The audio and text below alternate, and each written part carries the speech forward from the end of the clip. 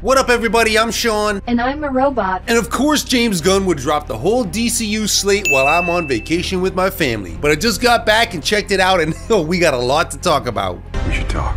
After they let it be known that Henry Cavill's not going to come back as Superman, it seems like the biggest project is Superman Legacy? Maybe Superman's too much of a flagship character that they don't want to wait that long to just get right into launching his new movie iteration. Maybe James Gunn cares more about giving himself the sweet gig of writing the next Superman movie more than he cares about giving Henry Cavill an appropriate send-off. Or maybe you hear about how The Rock was a difficult pain in the ass during the production and promotion of Black Adam and figure the studio just wants to be rid of him and anything connected to him, including Henry Cavill's return as Superman. Either way, we got a new Superman movie coming in 2025, the same time as Super Nintendo World in Universal in Orlando, and James Gunn says it's gonna be fantastic. Then you move over to probably DC's most popular character, Batman. He's gonna be in a movie called The Brave and the Bold, which seems like an interesting choice to me when you consider that The Brave and the Bold has always been the title of a series that focuses on Batman team-ups with other characters from throughout the DC universe. So a movie that's focused on Batman and Robin seems like an interesting choice for this title, but it will be fun and interesting to get to see Robin into the movies,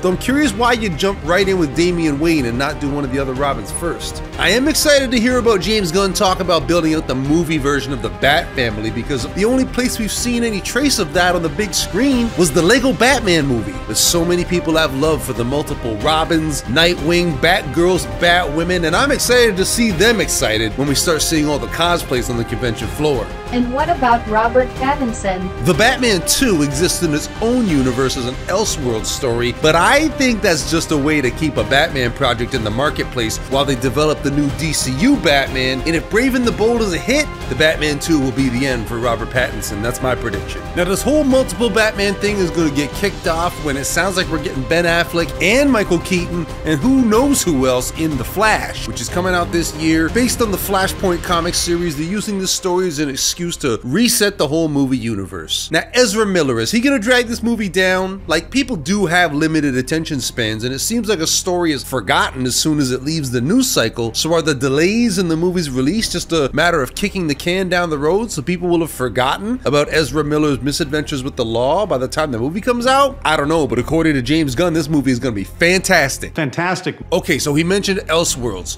You got Shazam! Fury of the Gods, and Gunn says himself that Shazam has always existed off in its own corner. But is that just his way of saying he's not interested in it? Do you have the main universe's Superman cameo, or at least have his costume appear in a movie when it exists off in its own corner? So he's talking about DC Elseworlds stories that exist separate from the main movie universe. Now DC Elseworlds stories have been some of the most popular and best remembered DC Comics stories, so it's cool that they have this trick up their sleeve to tell any kind of story they want. But not everyone is getting rebooted, because we've got Aquaman 2 coming out, and even though James Gunn didn't say much about that, we do know that it's going to have Jason Momoa as Aquaman. It'll be interesting to see what effect the Flash has on the whole timeline, on this movie in particular. Then you got Blue Beetle. Now James Gunn didn't have much to say about this one. Kinda to me seems like a leftover that no one wants to take responsibility for, but James Gunn can't really say it's going to be anything other than fantastic. And then down the road you got Supergirl. Now on the one hand, it seems an odd choice to base her movie on a story that's really recent instead of digging into her decades-long past, but at the same time there's not a ton of iconic Supergirl stories. And then the last movie he talked about was Swamp Thing. Not a lot to talk about here, but with the involvement of the guy who turned Guardians of the Galaxy into a beloved franchise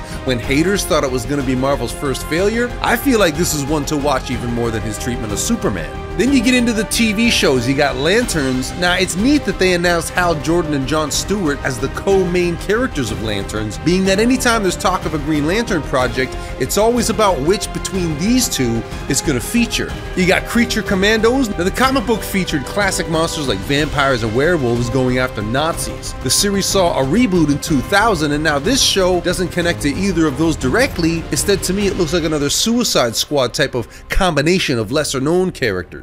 Interesting connection to previous movies is that this guy is Rick Flag Sr., meaning he's the father of this guy from both Suicide Squad movies. Waller, this is probably going to be the Peacemaker style where it's full of foul language and over-the-top cartoon violence. It will be fun to see Viola Davis in this one, and here's hoping for guest appearances by Superman, Batman, Joker, and other top-tier characters. Then you got The Authority. Absolutely fascinating that this is in the mix, that it's going to be a main DCU project, as this was originally a Wildstorm project that Jim Lee created independently and brought to DC when they bought his studio and made him co-publisher. Paradise Lost. Now, is this Wonder Woman? No Wonder Woman? He mentioned Game of Thrones, so it sounds like they're planning on this being an epic and expansive exploration of Wonder Woman's world, but we don't know yet whether we're going to see Wonder Woman herself. You got Booster Gold. He had a lot to say about the character, but not much about the show, so we'll wait to see what Booster Gold has in store. Now, which one of these projects are you most looking forward to? Please let us know in a comment, because that could actually influence what videos we even decide to make. Now, if you're new to the channel, hit the like, subscribe, turn on notifications so you're the first to see everything, and if you've been around here a while, then you know